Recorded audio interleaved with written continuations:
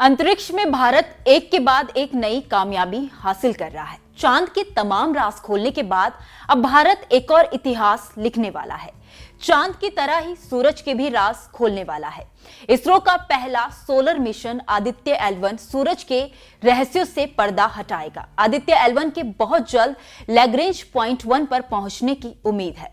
इसरो अब आदित्य L1 को final command देगा, जिसके बाद वह सूर्य के काफी करीब पहुंच जाएगा। 2 सितंबर को आदित्य L1 की यात्रा शुरू हुई थी। 126 दिन बाद 37 लाख किलोमीटर का सफर पूरा करके अब ये हेलो ऑर्बिट में पहुंचने वाला है और यहीं से इसमें लगे 7 पेलोड सूर्य के रहस्यों को उजागर करेंगे। आपको बता दें कि आदित्य L1 अगले 5 साल तक सौरमंडल की स्टडी करेगा। यह भारत की पहली अंतरिक्ष ऑब्जर्वेटरी है और इसको सफलतापूर्वक ऑर्बिट में पहुंचाने के लिए इसरो के वैज्ञानिक लगातार मॉनिटरिंग कर रहे हैं। पिछले साल 2 सितंबर को श्रीहरिकोटा के सतीश धवन स्पेस सेंटर से भारत का यह पहला सूर्य मिशन लॉन्च किया गया था। सूर्य के L1 पॉइंट पर धरती और सूर्य का ग्रेविटेशनल फोर्स एक समान रहता है। इसरो के वैज्ञानिकों की सबसे बड़ी चुनौती L1 पॉइंट के चारों ओर एक ऑर्बिट में आदित्य L1 को रखना है। आदित्य L1 पृथ्वी से 15 लाख किलोमीटर दूर लैग्रेंज पॉइंट के पास निर्धारित हेलो ऑर्बिट में स्थापित कर दिया जाएगा। आपको बता दें कि सूर्य के लैग्रेंज पॉइंट 1 के आसपास के क्षेत्र को हेलो ऑर्बिट कहा जाता है। साथ ही ये भी बता दें कि सूर्य और पृथ्वी के बीच 5 लैग्रेंज पॉइंट मौजूद है। इनमें से L1 पॉइंट 1 पहला है। स्थान से पृथ्वी और सूर्य का ग्रेविटी बराबर हो जाता है, जिसके चलते कोई भी वस्तु बीच में लटकी रहती है।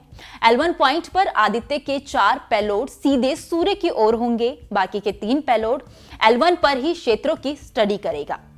इसरो के मुताबिक आदित्य L1 लैग्रेंज पॉइंट पर स्थापित करने के लिए आदित्य L1 में लगे मोटर्स को इस तरह से फायर किया जाएगा कि हमारा उपग्रह L1 पॉइंट के पास तय ऑर्बिट में स्थापित हो जाए।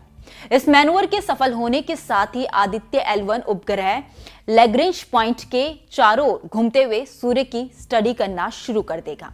इसरो के सूर्य मिशन आदित्य L1 में कुल 7 पेलोड लगे हुए हैं। इनमें visible emission line coronagraph, solar ultraviolet imaging telescope, solar low energy x ray spectrometer, high energy L1 orbiting x ray spectrometer शामिल है।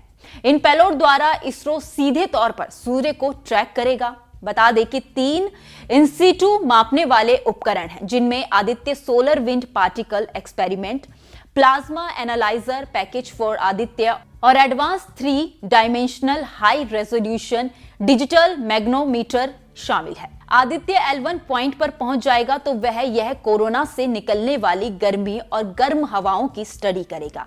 इस मिशन में यह भी जानने की कोशिश होगी कि सौर तूफान के आने की वजह और उनका धरती के वायुमंडल पर क्या असर होता है।